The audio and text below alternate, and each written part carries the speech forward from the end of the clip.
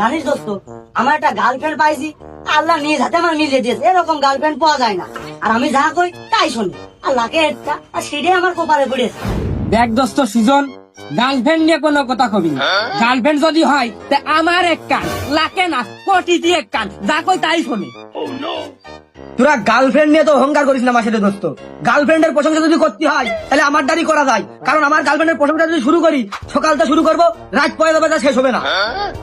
ওরে আল্লাহ, মরিছি। দেখা দিন তোর গার্লফ্রেন্ডে, দেখা দিনি। আরে দেখবি কি রে, একবারে নম্বর দিয়ে দিছি, দেখ কতটা লয়াল আমার প্রতি, কতটা লয়াল, শুধু দেখ। নম্বর নে, অন্য নম্বরতে ফোন দিয়ে দেখ, তোর সাথে কথাই কবে না, দেখ না নম্বর তোর। Hello, hello.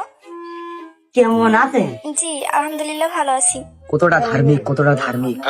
আপনাকে না একটা কথা বলার দরকার ছিল। এত কথা ভালো লাগে না। যদি কাজ করতে চান অডিও কলে 300, ভিডিও কলে 500 একদম।